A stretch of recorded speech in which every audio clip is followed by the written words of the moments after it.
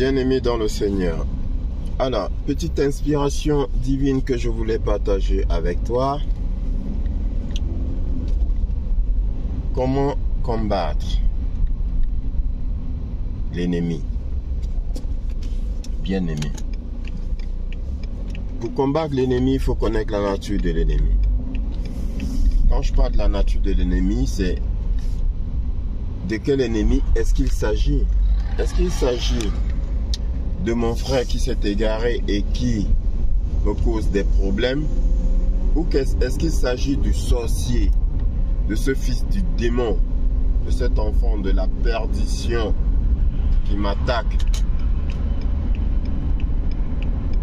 Dès lors que tu as distingué de quel ennemi il s'agit, bien-aimé, tu sauras comment combattre. Parce que si c'est ton frère qui s'est égaré, bien-aimé, tu vas le combattre avec l'amour. Donne-lui ton amour. Mais si c'est le fils du démon, le sorcier, ça ne sert à rien. Celui-là, il est voilà GN. Celui-là, il est déjà condamné. Donc si c'est celui qui est déjà condamné là, c'est d'ailleurs de lui que je vais te parler. Comment le combattre, bien-aimé?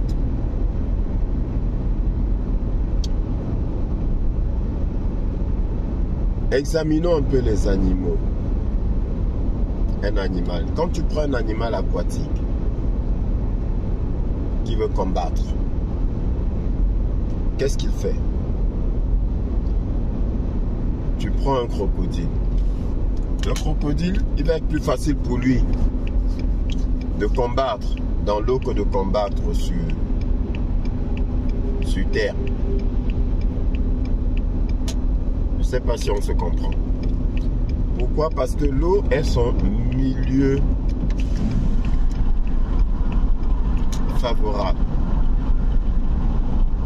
C'est son milieu de vie. Donc il est plus à l'aise dans l'eau que sur terre. Bien sûr, sur terre va essayer de s'adapter, mais ça va être plus facile pour lui dans l'eau. Donc les animaux aquatiques, qu'est-ce qu'ils font? Ils t'entraînent dans l'eau pour mieux te combattre. Bien aimé.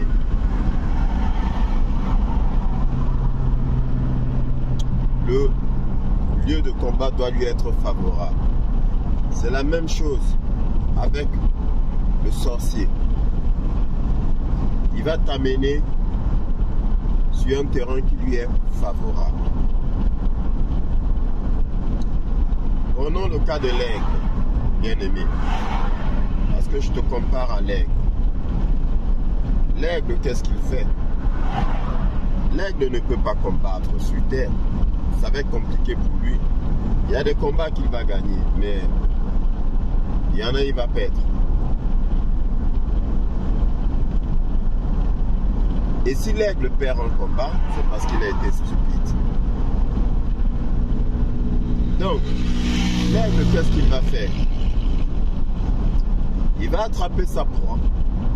Il va fondre sur sa proie. Il va attraper sa proie et il va l'amener dans les hauteurs. Et la proie, qu'est-ce qu'il lui reste à faire? C'est pas de se battre, c'est de se débattre pour s'échapper, pour s'enfuir. Mais dès lors que l'aigle l'a amené dans les hauteurs, c'est fini.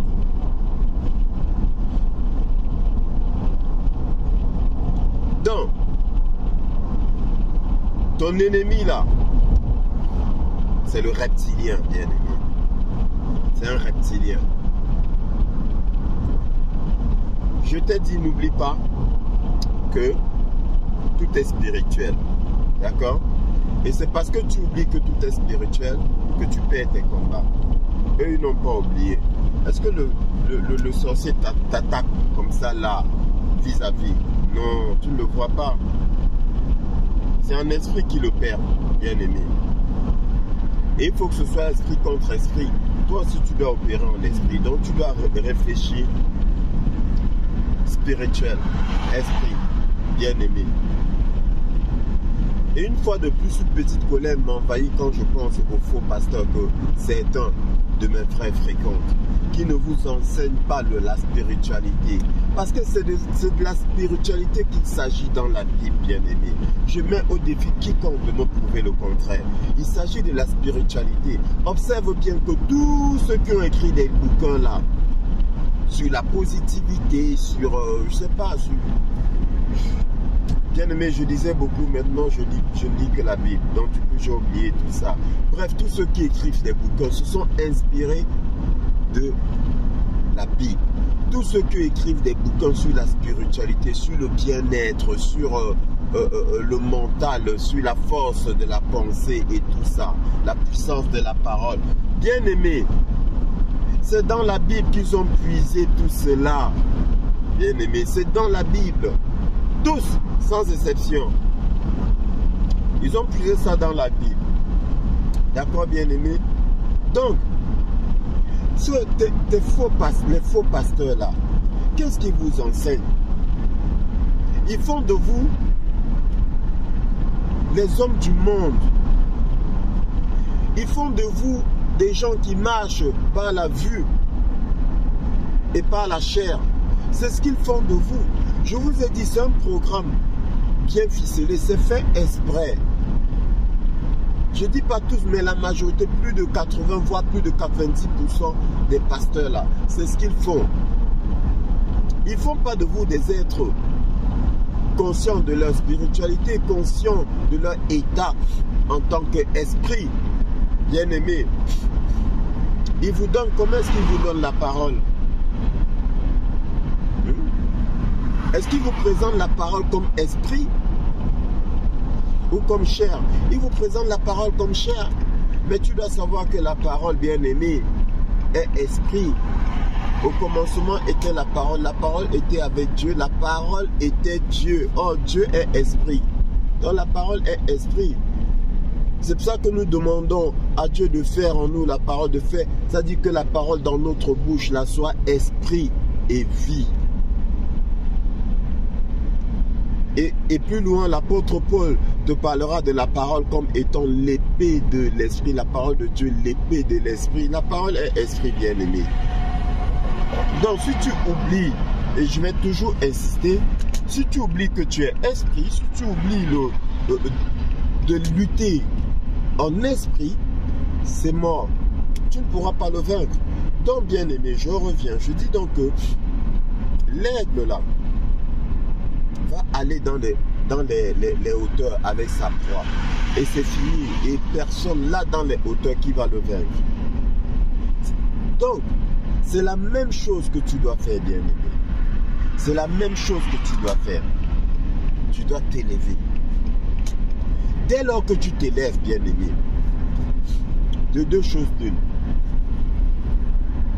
Ton ennemi n'a pas encore mis la main sur toi. Dès lors que tu t'élèves, ton ennemi ne mettra jamais la main sur toi. Il ne mettra jamais la main sur toi. Pourquoi? Parce que c'est un reptilien. Il est sur des basses vibrations et toi, tu es sur de hautes vibrations. Il ne peut pas s'élever, c'est impossible. C'est toi, je le répète, c'est toi qui peux descendre. Lui, il ne peut pas s'élever. Tu es sur les hautes vibrations. Donc, dès lors que tu t'élèves et que tu te mets sur les hautes vibrations, il ne peut pas y avoir combat parce qu'il ne peut pas t'atteindre. Ça, c'est la première chose. Maintenant, la deuxième. S'il a mis la main sur toi, ça veut dire quoi? Ça veut dire que si tu es victime d'un esprit de maladie, d'un esprit démoniaque, si tu es conscient que tu es victime d'un esprit, qu'est-ce que tu fais, bien-aimé? Parce que si tu es victime d'un esprit, ce sera parce que tu étais sur des basses vibrations et il a pu t'atteindre. D'accord? Il y a eu un moment de faiblesse, il y a eu un moment d'inattention et il a pu t'atteindre. D'accord? Ou encore tu es né avec, parce qu'il y en a qui naissent avec des esprits en eux. Mais je dis bien, dès lors que tu es conscient qu'il y a un esprit en toi, bien-aimé, tu peux t'en débarrasser. Comment? Parce que c'est un combat. Donc là maintenant c'est comme Ça dit que c'est un combat entre l'aigle, hein, et le serpent. D'accord? Dès lors que tu es conscient, le combat commence. Mais pour combattre la bien-aimée, ne reste pas à son niveau sur terre là. Il va gagner. Il maîtrise. Le mec, il maîtrise son terrain. Il maîtrise son milieu. Il va gagner. C'est spirituel, je te parle en spiritualité. Il va gagner. C'est son terrain favori, c'est son milieu de prédilection. Il maîtrise. Il va te vaincre. Donc, qu'est-ce que tu fais? Tel l'aigle, tu t'élèves, bien-aimé. Tu t'élèves. Tu vas en hauteur. Et en hauteur, bien-aimé, il ne peut rien. En hauteur, là, il ne peut rien te faire. Il ne peut strictement rien te faire. Tout ce qu'il lui reste à faire, c'est de s'enfuir. Parce qu'en hauteur, c'est ton terrain. C'est ton milieu de prédilection. En hauteur, il ne peut pas. Bien-aimé, je te le dis avec assurance. Il ne peut pas. Il va s'enfuir. Il va juste chercher à s'enfuir. Bien-aimé. Il va juste chercher à s'enfuir parce qu'en hauteur, là, il est foutu. Il va te quitter. Il va te laisser tranquille. Il va s'en aller. Mais maintenant, comment s'élever, bien-aimé? Je t'ai dit qu'il s'agit de vibration. D'accord?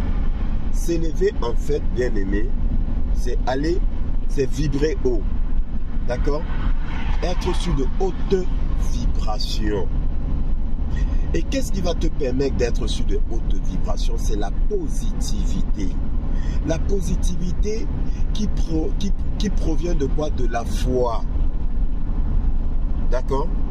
Et je vais associer donc à la foi le contentement. Comme disait l'apôtre Paul, c'est un plus grand gain que la foi et le contentement. Et c'est la même chose que le Seigneur Jésus-Christ nous a enseigné. La foi et le contentement. Bien-aimé, je t'expliquerai la parabole du pain. Parce que le pain, là, la multiplication du pain, là, bien-aimé, elle n'était pas physique. C'est spirituel. Et beaucoup n'ont pas compris ça. Beaucoup n'ont pas compris, bien-aimé. Je t'expliquerai ça dans une autre capsule. Je prendrai le temps de t'expliquer. Donc, la foi et le contentement. Et je t'ai dit quoi? La foi vient de ce qu'on entend vient de la parole de Dieu. Dès lors que tu es conscient des promesses de Dieu vis-à-vis de toi te concernant, bien-aimé, sois heureux, sois joyeux. L'apôtre Paul dit quoi? Soyez toujours joyeux. C'est pas pour rien, bien-aimé. Tout est dans la parole, hein. Tout est dans la Bible, tout est dans les Écritures. Les autres copies des Écritures essaient de développer, mais ils y associent les esprits malins. Ils y associent ils sortent des techniques très dangereuses. Bien-aimé, j'ai lu des bouquins. J'ai lu des bouquins qui, tout jeune d'ailleurs, tout jeune, et ça c'était ma préparation en tant que serviteur de Dieu. C'est Dieu qui fait toutes choses. C'est Dieu qui me faisait lire tout et n'importe quoi. Parce que il me préparait. Donc, il copie tout sur la Bible. La Bible te parle de la pensée positive. D'accord? Ils vont te parler de la pensée positive, la pensée. Ils vont te dire le pouvoir de l'attraction. Oui, tu penses à quelque chose. Tu penses à quelque chose, tu fais une fixation sur la chose. Et je prends l'exemple de la télé. Tu as besoin d'une télé. Ça s'appelle, c'est dans le tantrisme que j'avais lu ça. Mais ce que j'ai apprécié sur ce bouquin, c'est qu'ils te mettent des avertissements au début. Ils te disent que attention, parce que si tu vas loin dans des techniques, dans des pratiques qu'ils vont donner, qu'ils expliquent dans le livre, sois sûr que tu vas supporter. Ah, quand j'ai vu ça, bien aimé, j'ai pris peur. J'ai juste lu, mais je n'appliquais, je ne mettais pas en pratique les techniques qu'ils expliquaient. Parce que ça, c'est l'invocation des démons. Tu appelles des pouvoirs que tu ne peux pas maîtriser. Donc, bref. Donc, ils disent, par exemple, que tu veux une télé. D'accord? Qu'est-ce que tu fais? Tu agis comme quelqu'un qui a la télé. Donc, tu aménages l'endroit où tu vas mettre ta télé. ok? Tu places, tu aménages, tu mets le meuble, tu mets par exemple un meuble télé, voilà, et tu considères que ta télé est là-dessus. Et le soir, par exemple, quand tu rentres du boulot, tu regardes la télé, qui n'existe pas. Tu la regardes, tu t'assois, tu regardes une émission, tu regardes ta télé. Et puis, bien aimé, ils expliquent donc que quelques temps après, il y a un phénomène qui va se produire et tu auras la télé. Même gratuitement. Et c'est pas faux, mais c'est dangereux. C'est du n'importe quoi. C'est dangereux, bien aimé. Très, très dangereux. Très, très dangereux. Il me souvient qu'il y a un monsieur, un influenceur, je ne sais pas s'il faut appeler ça comme ça, avec beaucoup d'abonnés que je suivais aussi au début de la pandémie, qui dans ses émissions avait commencé à parler de ça, a dit aux gens, oui, faites, et j'ai dénoncé. Je lui ai dit, attention, ce que tu demandes à faire aux gens, c'est pas sérieux, c'est dangereux ce que tu demandes à faire aux gens. Après, il avait stoppé, bon, je sais pas si c'était à cause de moi, je n'aurais pas cette prétention-là, mais il avait stoppé. Donc, c'est des techniques dangereuses. Donc, en fait, ils ont copié la Bible. Alors, je t'explique, où est-ce que c'est écrit dans la Bible? Que dit le Seigneur Jésus-Christ? Il dit, et quand vous demandez quelque chose à votre Père qui est dans les cieux, et quand vous demandez quelque chose de, bien sûr, pourquoi je précise à votre Père qui est dans les cieux? Parce que c'est à lui qu'il faut demander toutes choses. C'est lui qui te laisse ta liberté, bien-aimé. Il n'y a pas de condition avec lui. C'est lui qui te préserve, qui te donne tout en préservant ta liberté, bien-aimé. D'accord? Donc quand tu demandes, précise bien que c'est à lui que tu demandes. Ne demande pas comme ça, hein, parce que le démon va venir t'offrir. Tu vas prendre pensant que c'est ton Père qui t'a donné, alors que c'est le démon qui t'a donné. Après, il commence à te poser des conditions. Donc, tu demandes à ton Père, le Seigneur Jésus-Christ. Donc, tu dis, le Seigneur dit quoi? Et quand tu demandes quelque chose, et quand vous demandez, considérez que vous l'avez déjà reçu. Et vous l'obtiendrez. Pouvoir de l'attraction. Et c'est ça qu'ils ont copié, bien aimé. Ramène-moi tout ce qu'ils ont dit et je vais te montrer où est-ce qu'ils ont copié ça dans la Bible. C'est même les, comment ça s'appelle, les stoïciens, hein, tous ces gens-là qui ont écrit des bouquins, Marc Aurèle et autres qui ont écrit des bouquins et puis on les vend. Et puis les gens disent toujours, dans leurs émissions, ils parlent. Lui, il y a des émissions très intéressantes. Très intéressante. Il y a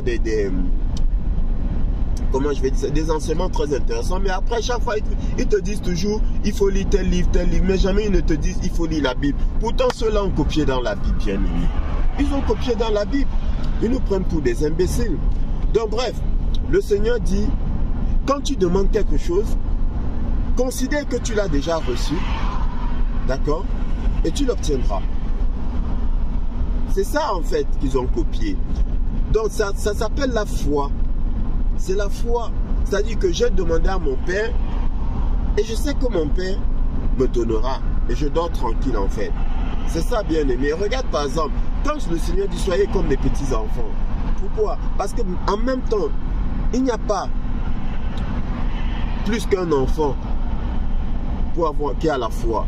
Un enfant a la foi. Ah oui.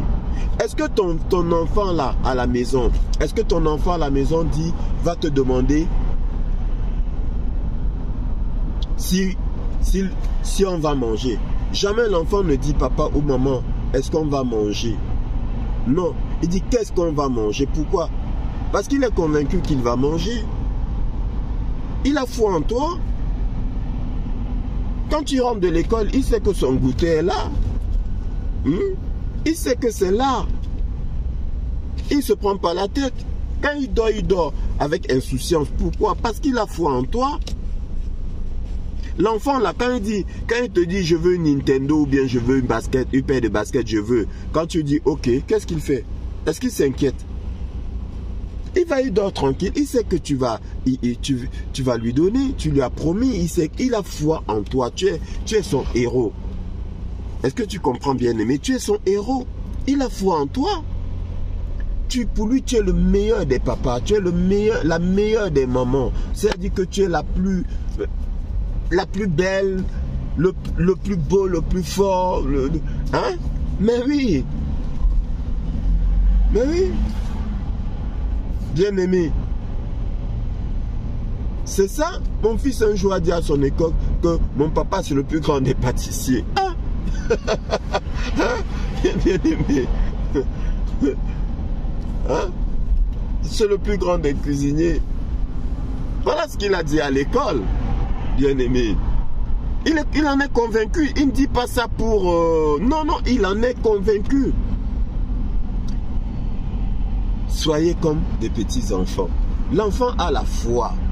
L'enfant croit en son père, il croit en sa mère. Il a la ferme conviction que son père, sa mère, ses parents vont exaucer ses demandes. Et c'est ce que le Seigneur Jésus nous demande de faire. C'est-à-dire que quand nous demandons à notre Père qui est dans les cieux, soyons certains qu'il va nous le donner. Même l'apôtre Paul l'a dit par la suite. D'accord? Il est juste et bon qu'il nous accorde ce qu'on lui demande. D'accord, bien-aimé? Donc, en fait, il faut avoir des pensées positives. Et pour avoir ces pensées positives, il faut te rappeler la parole de Dieu. C'est pour cela que je dis encore, soyons, bien-aimés, des amoureux de la parole de Dieu. Le secret est là-dedans. Faut pas qu'on te mente. Faut pas qu'on t'envoie dans les montagnes, qu'on t'envoie je ne sais où. Le secret est là-dedans. Amoureux de la parole de Christ. La parole, la parole, la parole. La parole est esprit et vie. La parole est à l'origine de la vie et de la mort. La parole, c'est au bout de la parole, il y a la vie, il y a la mort, il y a la création, il y a la créativité au bout de la parole. Bien aimé. Donc, il faut être positif. Arrête de te lamenter, bien aimé. Sois positif. D'accord? C'est pas grave.